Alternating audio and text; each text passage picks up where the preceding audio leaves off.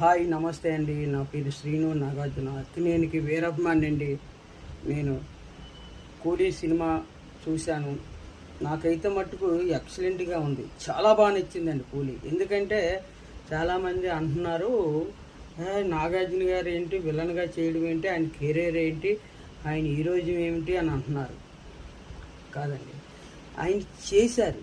కానీ ఆయన చేసిన దాంట్లోనే స్టైల్ ఉంది.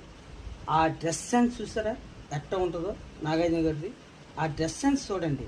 ఆ డ్రెస్ సెన్స్ ఆయన ఇలాగ బాటిల్ పట్టుకొని ఇలాగ అనడం, డ్యాన్స్, అది ఒక యూత్కి ఒక మెసేజ్ అనేసి నేను అనుకోవడమే కాదు, బయట దేశాల నుంచి కూడా మెసేజ్లు వస్తున్నాయి. యువ సామ్రాట్ అక్కినేని నాగార్జున కింగ్ సార్ అని మెసేజ్లు కూడా వస్తున్నాయి.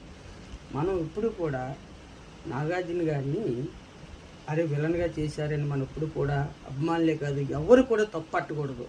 ఎందుకంటే ఆయన చేసింది కరెక్ట్ అని నాకు అనిపిస్తుంది. ఎందుకంటే కరెక్ట్గా చేశారు.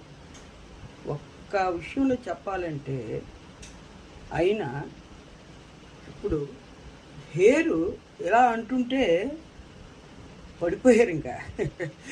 ఇంకా జనాలు ఇంకా అమ్మాయిలు పడిపోయినట్టే. అది అలాగా నాగార్జున గారి కొన్ని క్రేజ్ అలాంటిది తెలుసండి.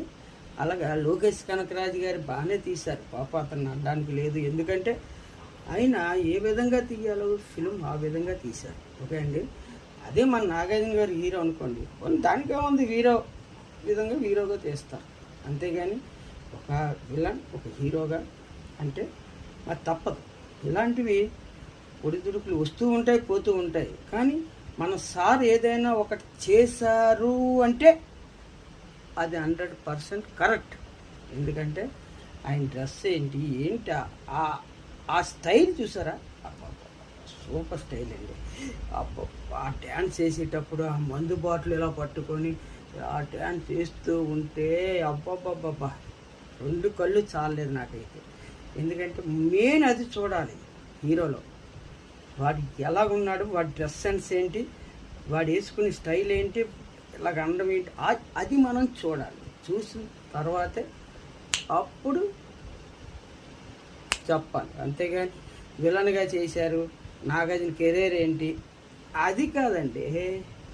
మెయిన్ ఆ స్టోరీ పరంగా ఎలాగుంది, ఆయన ఎలా యాక్ట్ చేశారు. మళ్ళీ నాకు రక్షకుడు గుర్తుకొచ్చాడు. ఆ రక్షకుల్లో ఆయన ఎలాగున్నారో ఇక్కడ కూడా అదే విధంగా ఆ మూమెంట్ అలాగే దించాడు. అంతే, అలా తీసుకొచ్చాడు మన